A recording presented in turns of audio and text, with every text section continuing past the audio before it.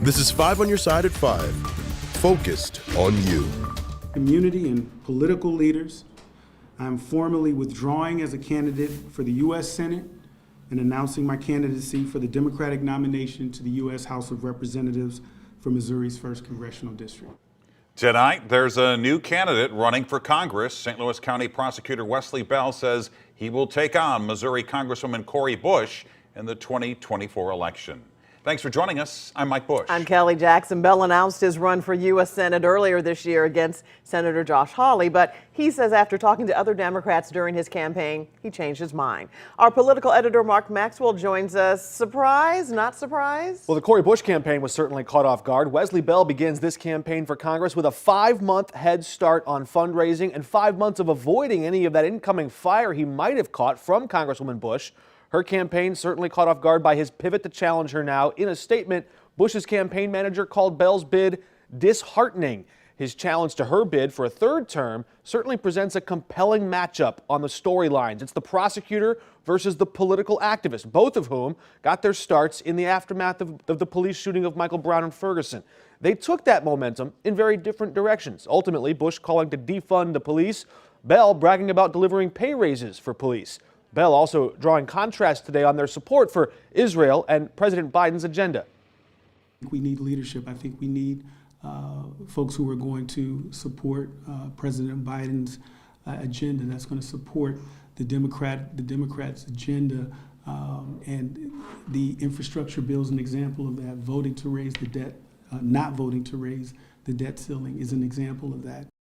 Just a few months ago, Bush explained her vote against the infrastructure bill, saying that she actually worked to negotiate on it some, but couldn't quite support it in the end result. Tonight at 6, we press Bell to explain his stance on that ongoing conflict raging in Gaza and whether he'd put conditions on the U.S. aid to the Israeli military. Mark, thanks. Today, Missouri's governor announced his appointment for the Missouri Supreme Court. Governor Mike Parson chose Judge Ginger Gooch. She has served in the Southern District of the Missouri Court of Appeals since last year. She will fill the empty seat from retiring Judge Patricia Breckenridge. An historic strike may be ending after reports of the United Auto Workers reaching a tentative deal with General Motors. It's the last company from the big 3 automakers to reach an agreement, and this means local union members in Wentzville could be returning to work. Our Justina Coronel was at the picket line today, and she joins us live from St. Charles County. Yeah, Mike and Kelly. So it is a chilly day out, and that's not stopping union members from coming out here. Now, they've been coming out here for 6 weeks, striking in all types of weather, from rain to hail and cold days like this one. Now, earlier today, I caught up with union members at the UAW Local 2250 just a few hours ago, and they heard and learned about this tentative agreement, but they're still waiting to hear more specific details. Now, this comes just days after similar deals were made with Ford and Stellantis. The deal would include several enhancements, including 25% general pay raises and cost of living adjustments. Combined, they bring the wage increase to over 30% over the life of the contract.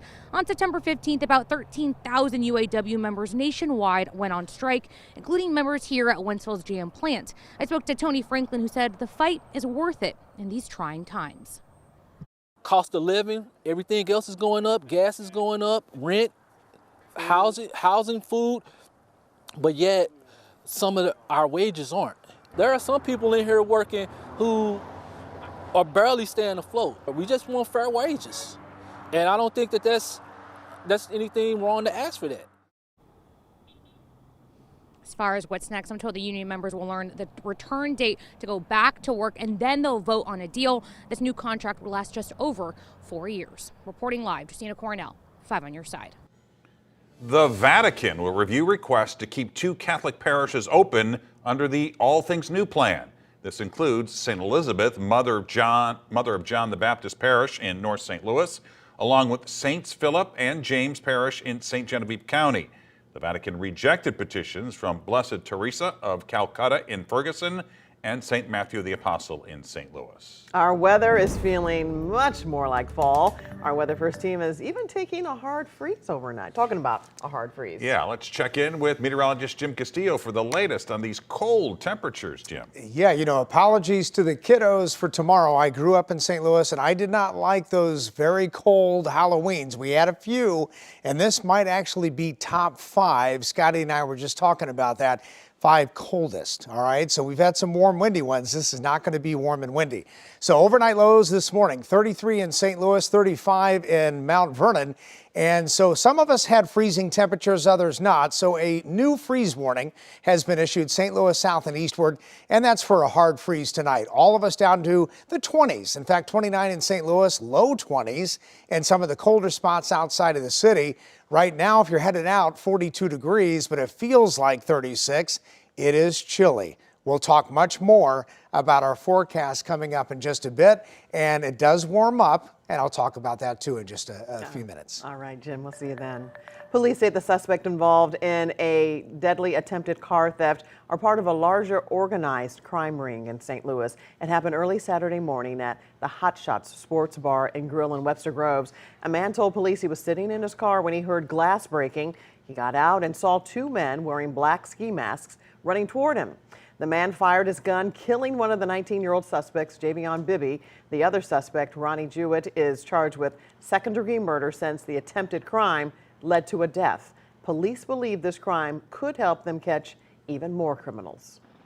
Our hopes, obviously, is that the crime rate would go down, in regards to auto thefts, and car break-ins. These kind of situations turn dangerous very quickly. Most individuals who do these types of crimes are armed, and they are dangerous.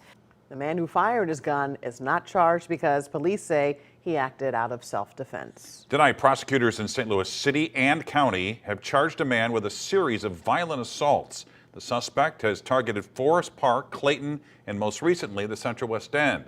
5 on your side's Diamond Palmer is live in the Central West End and has more from police and neighbors. Diamond.